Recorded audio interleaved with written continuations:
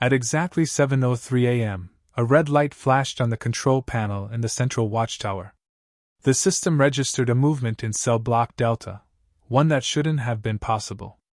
The guard on duty leaned closer to the monitor, squinting. The screen flickered for a second before showing a blurred figure pacing near the reinforced door of cell D14. That cell belonged to none other than Joaquín, El Chapo, Guzmán. El Chapo hadn't spoken in days. He had grown quieter, more calculating. The guards thought it was exhaustion or resignation. But inside that silence, something was brewing. For weeks, he had been timing everything: when meals were served, when the doors clanked shut, and when the hallway lights dimmed during shift rotations. He didn't need tools. He needed timing. And timing, he had learned, could be a weapon. Meanwhile, in the cell next to his, another inmate, Ted Kaczynski, the Unabomber, sat in his chair, head bowed over a notebook. He had been writing something that morning, his handwriting sharp and deliberate. Though the two men never spoke directly, guards often whispered that somehow, through glances and gestures, they had learned to communicate in ways no one could prove. Maybe it was paranoia, maybe not, but that thought haunted every guard who passed that corridor. The siren didn't go off immediately. The motion sensor had glitched for a second before the alarm code registered fully. By the time the guard hit the intercom button, a shadow had already crossed the hallway camera. It wasn't El Chapo. It was a different inmate, pacing frantically. Then came a sound, soft, metallic, deliberate, like something small sliding against steel. Inside his cell, El Chapo stood in front of the wall, pressing his palm against the seam between two concrete slabs. The crack had been there for years, invisible to most eyes. But he had noticed it during his third month, a slight vibration when the laundry truck passed near the outer fence. He had started counting those tremors. 1, 2, 3. Every 14 minutes. Always the same. The wardens had installed vibration sensors in every major corridor, but none inside the inner walls of solitary cells. The logic was simple: there was no way to reach them. The prisoners were sealed inside. But today, for the first time in ADX history, the lights flickered twice in the same second. Somewhere in the system, a power relay failed. The backup generator kicked in, too slowly. For 8 seconds, every door lock was in passive mode. The guards panicked. The central control officer shouted commands over the radio, trying to reset the main circuit. "Lockdown Delta now! Lockdown Delta now!" The sound echoed through the corridors as red emergency lights bathed the hallways. The inmates began shouting, pounding on their doors, a chorus of chaos that sent chills up every guard's spine. When the lights returned, everything looked normal. The doors were sealed again. The alarms went silent. But something was wrong. Cell D14's surveillance camera was static. The feed was frozen on an image of El Chapo standing near his bed. The technicians tried to reboot the camera twice, but it wouldn't respond. The warden ordered a manual check. 2 guards, armored and tense, marched toward the cell. They followed protocol: unlock, open, step back.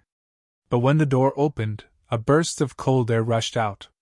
The bed was perfectly made, the table untouched, and the walls clean. Only one thing was different: the narrow vent cover above the toilet had been removed. One of the guards shined his flashlight inside, but it reflected back at him. Metal. Nothing more. Still, his heart raced. "No one could fit through that," he muttered. "No one." The warden arrived seconds later, his boots echoing down the hall. "What's the situation?" The guard hesitated. "Sir, he's not here." The warden froze.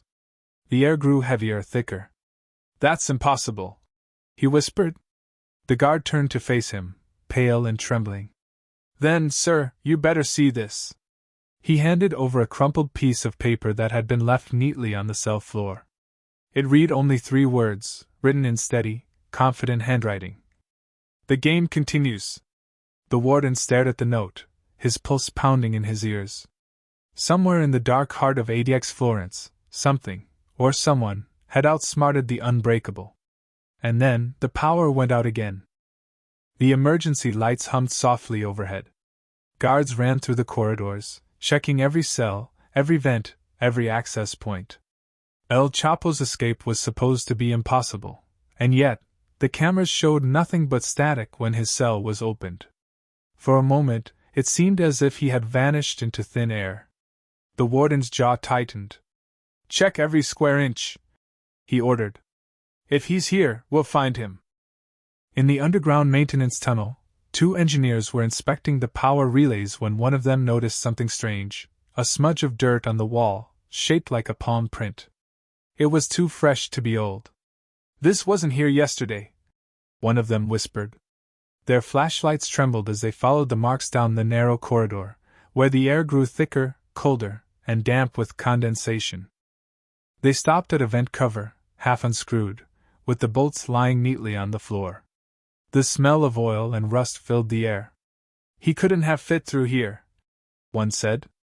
But as they looked closer, they noticed the edges of the vent had been filed down, smooth, deliberate, and wide enough for a man to squeeze through, piece by piece.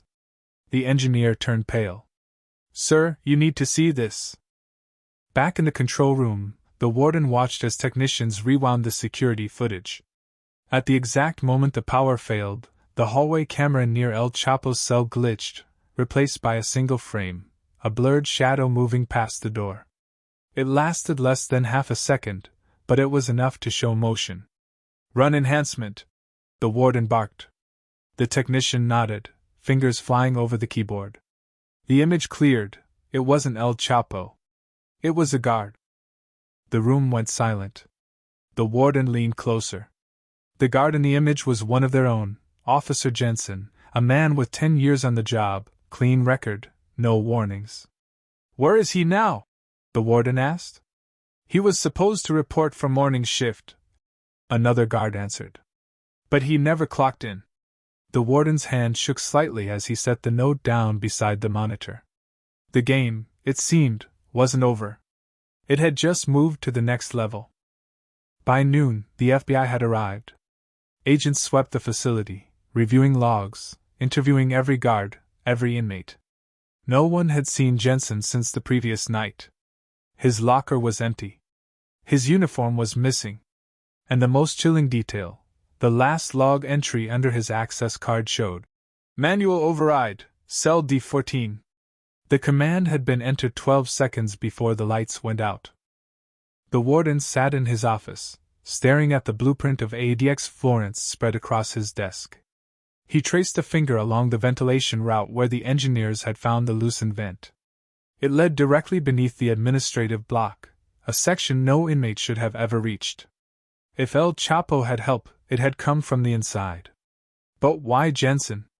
What could make a man risk everything for the most dangerous prisoner in America? Later that night, as the storm rolled across the Rockies, lightning illuminated the perimeter fences. The wind howled through the towers. In the middle of the chaos, one of the motion detectors near the southern exit triggered, faint movement, too small to be an animal. The guards rushed to the spot, rifles raised, flashlights slicing through the rain. But when they reached the gate, there was only a discarded uniform, and a set of muddy footprints leading toward the forest. The FBI combed the area for hours. Dogs picked up a scent that vanished by the riverbed. The water was fast, icy, and deep. If they jumped in, they could have been swept downstream for miles. The warden stood at the bank, soaked and silent. "We'll find them," an agent said. The warden didn't respond. He looked back toward the prison, its glowing lights, its steel walls, its unbroken reputation. "No one escapes ADX," he muttered. But the words felt hollow. By morning, a new message appeared inside cell D14. No one knew how it got there. The walls had been inspected, the doors sealed, no one entered. Yet, etched faintly into the concrete near the bed were the same 3 words, not written on paper this time, but carved into the wall itself. "The game continues." The warden stared at it for a long time, the faint hum of the prison echoing around him. Somewhere out there, in the vast wilderness, or maybe still within those concrete walls, the line between power and control had vanished. And for the first time in ADX Florence's history, the question wasn't if someone escaped. It was how many already had. The next 48 hours were chaos wrapped in silence. News of the escape hadn't yet reached the public, not officially. Every guard had been ordered to keep quiet. Helicopters circled above the mountain facility, their spotlights cutting through the fog. Inside, the command center was running on caffeine and fear. The FBI had set up a temporary operations base inside the warden's office, and the hum of computers never stopped. An agent named Morgan took charge of the investigation. He was sharp, steady, and carried the air of a man who'd seen everything, but even he looked uneasy as he reviewed the footage. "This wasn't spontaneous," he said. "The timing, the power glitch, the uniform, it's too perfect. This was coordinated." He paused, glancing toward the warden. "And it started inside your prison."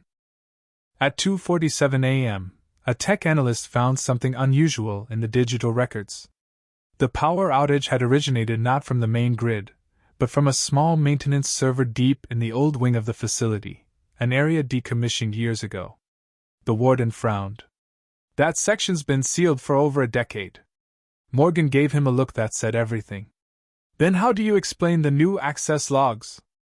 They descended into the old wing the next morning. The air was stale, and dust coated every surface. Faint emergency lights flickered overhead as the team moved deeper inside. At the end of the corridor was a steel door with a broken lock. Morgan drew his flashlight and aimed it at the walls. There were scratches, lines and marks etched into the concrete, like someone had been counting days. Hundreds of them. Beyond that door was a room no one expected, an unused control hub, still connected to the prison's main power system.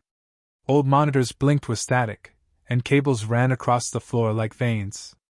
On the desk was a stack of documents, yellowed and torn. The warden picked one up and froze. It was a shift schedule, from 3 weeks ago.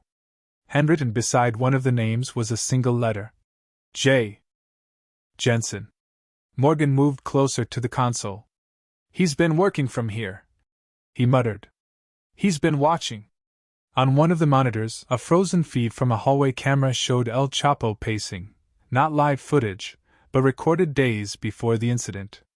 Someone had been studying the pattern of his movements, the timing of every routine. "This wasn't an escape," Morgan said slowly. "It was a rehearsal." Later that afternoon, a chopper crew searching the nearby forest spotted something glinting by the riverbank. They landed, weapons drawn, and approached cautiously. It wasn't a person, it was a discarded backpack. Inside was a radio transmitter, a folded map of the Colorado terrain, and a note written in Spanish. "The mountain hides what the world cannot see." The warden stared at the note under the flickering office light, his mind spinning. "The mountain," he whispered. Then it hit him. ADX Florence wasn't just surrounded by mountains, it was built into one. Beneath the surface ran miles of old mining tunnels, many of which were never fully sealed. It had been written in reports years ago, ignored, dismissed, forgotten. Until now. A search team was immediately assembled. They followed the tunnel map from the old blueprints and descended into the dark, narrow passageways beneath the prison. The deeper they went, the colder it became. The walls were damp, and water dripped steadily from the ceiling. Then, halfway through one of the tunnels, they found something that made everyone stop: footprints. Fresh ones. The tunnel opened into a cavern. At the far end, faint torchlight flickered. Someone had been there recently. On the stone floor were food wrappers, a tattered prison blanket, and a small device blinking faintly red. Morgan picked it up. It was a motion sensor jammer, the same model used in high-security facilities. He turned to the warden, his face pale. "They're not running," he said quietly. "They're building something." A chill ran down the warden's spine. "Building what?" he asked. Morgan's eyes met his, grim and certain. "An escape route," he said. "For others." The sound of dripping water echoed through the tunnel as the flashlight beams trembled against the jagged walls. Somewhere in the darkness beyond, footsteps retreated, slow, deliberate, unhurried. And then came a faint whisper from deeper in the tunnel, carried by the wind. The game continues. In a place built to break the world's most dangerous minds, someone has turned the system itself into a weapon. ADX Florence was supposed to be unbreakable, but what if it was never about escaping the walls? What if the real game was happening inside them all along? How deep does the conspiracy go? Who's really pulling the strings behind the prison that no one escapes? And is El Chapo truly gone, or still watching from the shadows? Join us in Part 3 as the investigation unravels the darkest secrets of America's most secure prison and reveals a truth no one was prepared to face.